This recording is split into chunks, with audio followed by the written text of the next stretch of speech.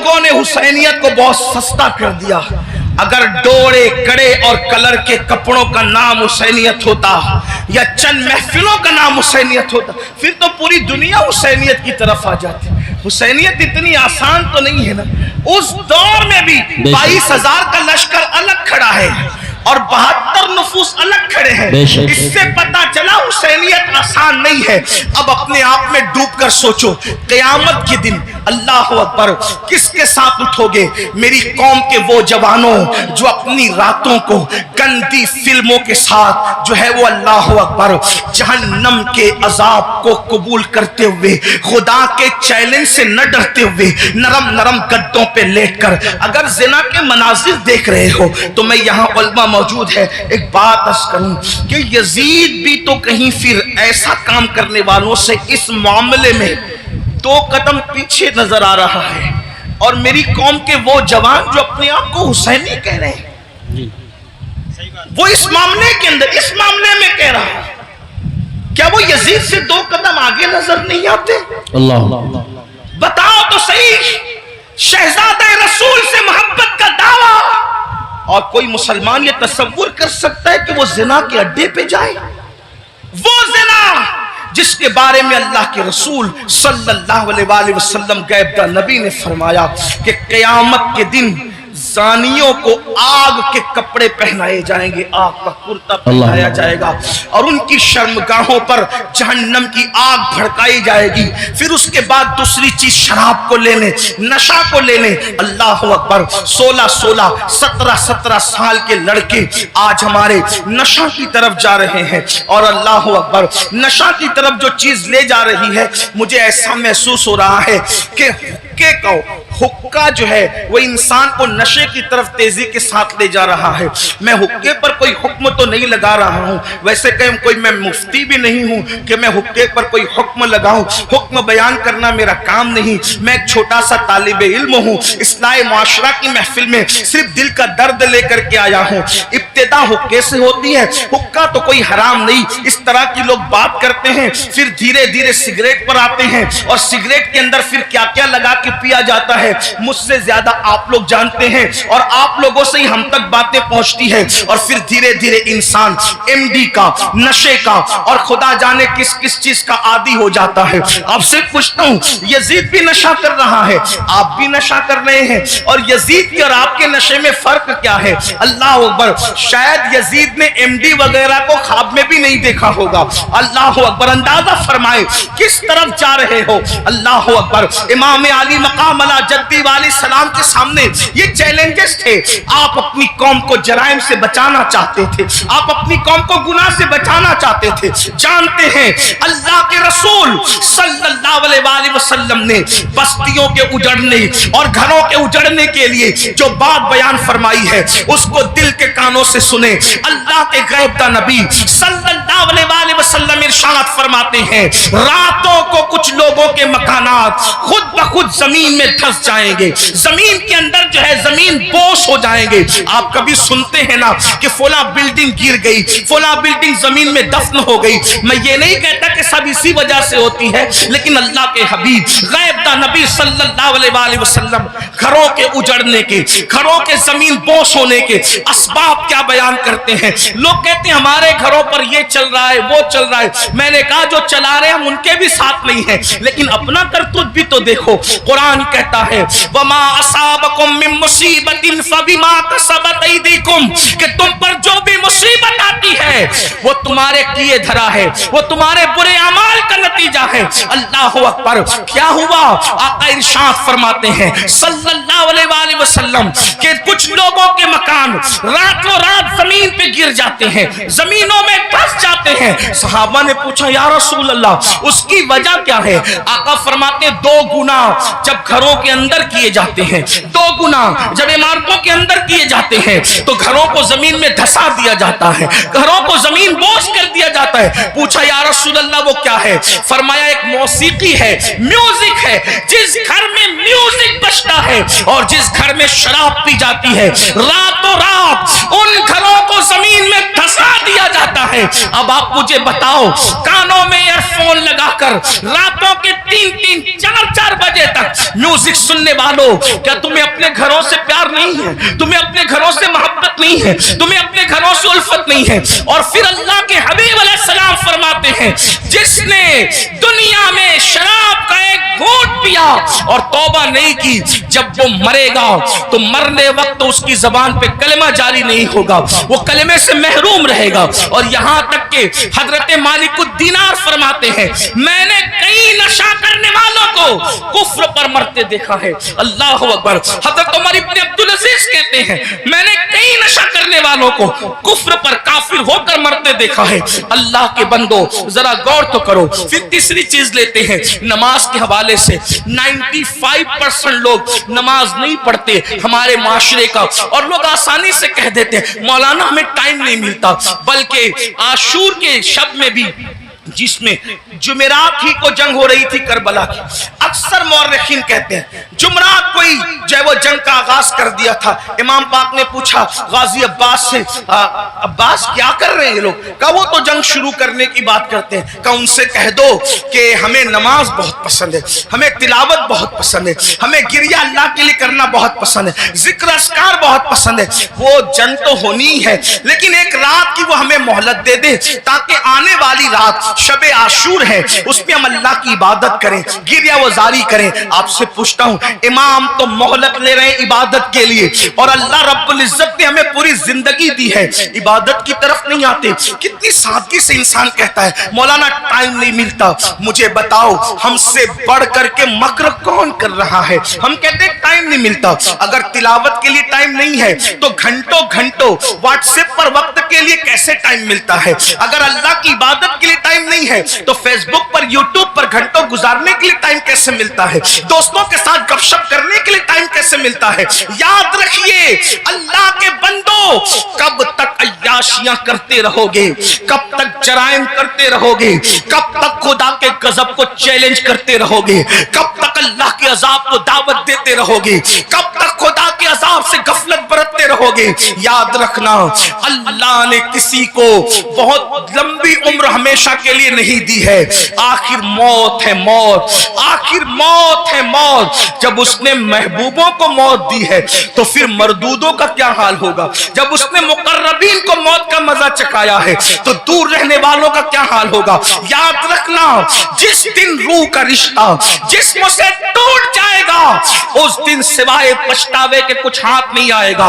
अल्लाह अल्लाह, जब लोगों के दरमियान बैठते हो तो वलियों की तरह बातें करते हो, और जब तन्हाइयों में होते हो तो शैतान का नंगा नाच बन जाते हो। ये मुनाफिकत नहीं है तो और क्या है? जबान कुछ और कहे और किरदार कुछ और कहे। कुरान कहता है लिमा तक़ूलूना मा ला तफ़अलून, वो क्यों कहते हो जिस पर खुद अमल नहीं करते। मुसलमानों बताओ, अल्लाह अकबर, हमें नमाज के लिए टाइम नहीं। कौन नमाज? वो नमाज जो मेराजुल मोमिनीन है, वो नमाज जो रसूलुल्लाह सल्लल्लाहु अलैहि वसल्लम की आंखों की ठंडक है, वो नमाज जो गुनाहों से इंसान को ऐसे पाक कर देती है जैसे गुस्ल करने वालों के जिस्म का मैल खत्म हो जाता है, वो नमाज जो अल्लाह से बंदे को करीब कर देती है, अल्लाह का कुर्ब नसीब होता है जिस नमाज से। कौन सी नमाज? वो नमाज जिसकी बुनियाद पर इंसान रहमतों का मुस्तहिक होता है। कौन सी नमाज? वो नमाज जिससे रोजी में बरकत होती है, वो नमाज जिसके बाद दुआएं कबूल होती है, वो नमाज जिसके पढ़ने से बीमारियों का खात्मा होता है, वो नमाज जिसके बाद इंसान को मकाम महबूबियत मिलता है, वो नमाज। अल्लाह अकबर, सारे अहकामात जमीन पर भेजे गए, लेकिन जब नमाज देना हुआ तो जमीन पर नहीं भेजी गई, बल्कि मेराज में लामका पे बुलाकर महबूब को दे के बताया गया। सारे अहकामात अपनी जगह है, लेकिन नमाज का मामला अपनी जगह है। इसीलिए बुजुर्गों ने फरमाया, अल्लाह के रसूल अलैहिस्सलाम फरमाते हैं कि सबसे पहले क़यामत में नमाज के बारे में पूछा जाएगा। अगर नमाज का मामला आपका क्लियर हुआ तो सारे मामला क्लियर कर दिए जाएंगे, और अगर नमाज के मामले में अटक गए, नमाज के मामले में फंस गए, तो फिर इंसान बच न सकेगा। आप मुझे बताएं, हमें अल्लाह से डर नहीं लगता? जिस क़यामत के दिन के बारे में काबे अहबार कहते हैं अगर 70 अंबिया के बराबर भी कोई अमाल व फर्ज महाल लेकर के पहुंचे तो भी वो अपने अमाल को हकीर जानेगा, हकीर। आपसे पूछता हूं क्यों वक्त नहीं निकालते? अब आइए आपसे पूछूं, इमाम तो सजदे की, इमाम तो अल्लाह अकबर शहादत के वक्त भी सजदा करते हैं। कितना दर्दनाक वक्त होगा अल्लाह अल्लाह, जब इंसान का एक्सीडेंट होता है और वो मौत को करीब देखता है तो इंसान अपनी जान की फिक्र करता है। मगर कुर्बान मेरे इमाम शहीद करबला ने जब आखिरी वक्त आया तो भी अपने सर को सजदे में रखा और सर सजदे में रख करके बता दिया औरों को जान से मोहब्बत है लेकिन अली के बेटे को अपनी जान से ज्यादा सजदे से मोहब्बत है। आप बताएं तो सही। और उसी नमाज से हम दूर है। आशूर में भी नमाज दूर करते, आशूर में भी नमाज से दूर रहते हैं। आइए अब इस अपनी गुफ्तगू को एंड की तरफ ले जाते हुए आपसे पूछूं, अगर कयामत के दिन, तवज्जो करना इन जुमलों पर, अगर कयामत के दिन फहरिस्त बनी जानियों की कि जानी एक साथ खड़े रहे, तवज्जो आप, जानियों की फहरिस्त बनी कि जानी एक साथ खड़े रहेंगे तो जिस ग्रुप में यजीद होगा उसी ग्रुप में जिना करने वाले भी तो होंगे ना। दुनिया के अंदर बड़ी बड़ी बातें हाकना आसान है। महशर आपकी मर्जी और मेरी मर्जी से नहीं होगा। महशर को महशर कहते इसलिए हैं कि वहां बड़े बड़े मुकर्रबीन भी नफ्सी नफ्सी कहेंगे। थोड़ा किसी के दिल की फरियाद दिल के कानों से सुनो, मेरी कौम के जवानों जहन्नम का ईंधन बनने नहीं आए हो, मेरी कौम के जवानों अल्लाह को नाराज करने नहीं आए हो। इमाम अली मकाम से जान से ज्यादा मोहब्बत करने वाले मेरे सुन्नियों, आपसे पूछता हूं थोड़ा गौर करना, ईमान वाले दिल पे हाथ रखकर सोचना, जानियों की फहरिस्त बनेगी कि सारे जानी एक साथ खड़े रहे तो बताओ जहां यजीद होगा वहां जानी लोग होंगे कि नहीं होंगे? और निगाहों की पाकीज़ा, निगाहों को पाकीज़ा रखने वालों की फहरिस्त बनेगी कि जो निगाहों को नीचा रखते थे, औरतों को पाप की नजर से नहीं देखते थे, जिनकी निगाहों में तकद्दुस था, वो सब एक तरफ खड़े रहे तो बताओ अल्लाह अकबर, निगाहों को तहफ्फुज देने वाले इमाम हुसैन के साथ खड़े होंगे और जिना करने वाले यजीद के साथ खड़े होंगे। अगर क़यामत में ऐसा हो गया, अगर हो गया कि बेनमाजी एक साथ रहे और नमाजों की पाबंदी करने वाले एक साथ खड़े रहे तो बताओ यजीद के साथ खड़े होंगे कि नहीं होंगे बेनमाजी? और जो नमाजों को तहफ्फुज देते थे वो उस शहीद के साथ खड़े होंगे कि नहीं होंगे जिसने सर को सजदे में कुर्बान किया है, सर सजदे में कुर्बान किया है। अल्लाह अल्लाह किसी ने कहा था हो सके तो लाइए दोनों जहां मीजान में, मैंने एक सजदा जमीने करबला से ले लिया। अल्लाह अकबर। बताओ मुसलमानों, तो पता चला ये नजरियात की जंग है, ये नजरियात की जंग है। आपसे पूछूं, जंग में जब इंसान जाता है, जंग में जब इंसान जाता है फौज लेकर जाता है, बहन लेकर नहीं जाता। जंग में इंसान जाता है फौज लेकर जाता है, बीबियां लेकर नहीं जाता। जंग में इंसान जाता है अल्लाह अकबर फौज लेकर जाता है, सौतेले भाई लेकर नहीं जाता। जंग में इंसान जाता है 6 महीने का बच्चा लेकर नहीं जाता। इमाम आप जंग में भी जा रहे हैं और कुछ लोग तो ये कहते हैं कि चलो इत्तेफाकी हादसा हो गया। इत्तेफाकी हादसा आपके मौर्रिखीन के लोगों के लिए कहने को है, वरना रसूलुल्लाह के घर का बच्चा बच्चा जानता था। आका ने इतनी तफसील से करबला बयान की थी। इब्ने अब्बास कहते हैं कि नबी के घर के बच्चे बच्चे को पता था कि हुसैन मैदान करबला में खड़े जब वो शहीद होंगे जंगे सिफ़ीन के मौके पर। मौलाए कायनात जब करबला के करीब से गुजरे तो रोए, फरमाया यहाँ हुसैन के ऊंट बैठेंगे, यहाँ उनके कजावे रखे जाएंगे। यानी कितनी तफसील मालूम थी खानदान रसूल को कि ऊंट कहाँ बैठेंगे वो भी पता है, खैमे कहाँ लगेंगे वो भी पता है, कजावे कहाँ रखे जाएंगे वो भी पता है। आप कहते हैं हादसा हो गया, लेकिन ये हकायक है, सच्चाई है। इमाम आप जंग के लिए जा रहे हैं, लेकिन बीबियां ले जा रहे हैं, जंग के लिए जा रहे हैं, बहनें ले जा रहे हैं, जंग के लिए जा रहे हैं, बेटियां ले जा रहे हैं, जंग के लिए जा रहे हैं, बच्चे ले जा रहे हैं, जंग के लिए जा रहे हैं, सौतेले भाई ले जा रहे हैं। ऐसा क्यों? इमाम गोया के बताएंगे ये तलवारों के टकराने की जंग नहीं, बल्कि ये किरदार की जंग है, ये नजरियात की जंग है। एक तरफ यजीद सौतेली मां को पाप की नजर से देख रहा है, तो हम मैदान में बताएंगे कि सौतेले रिश्ते का तकद्दुस क्या है। आप देखें, पूरी दुनिया के अंदर सौतेला रिश्ता हमेशा मशकूक रहा है। आप तवज्जो करें, सौतेला रिश्ता हमेशा मशकूक रहा है। आप नहीं देखते सौतेले रिश्ते का मतलब? कुरान की तफासिर उठा करके देखें, इब्ने अब्बास से लेकर साहिब नईमी तक सौतेले रिश्ते का मतलब क्या?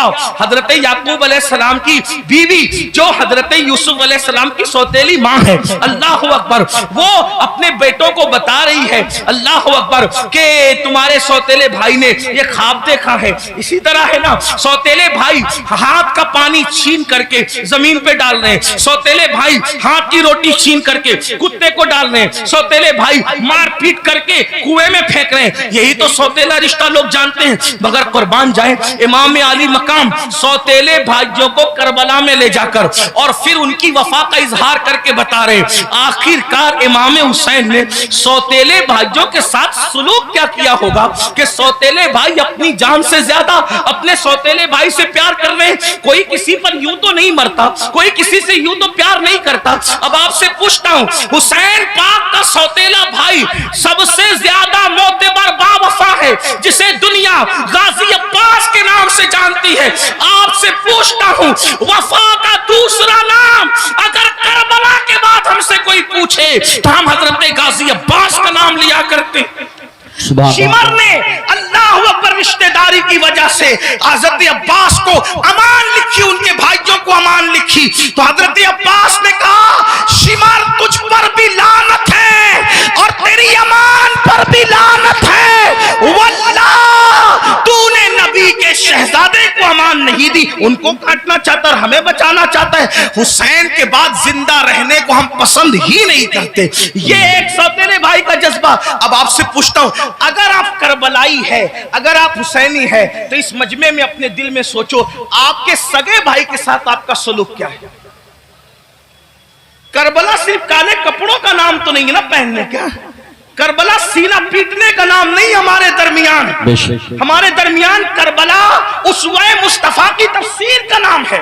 हमारे नजदीक करबला बद्र ओहद के मकसद की तकमील का नाम है। आप समझते क्या है करबला को? लेकिन हमारे अंदर करबला कहाँ है?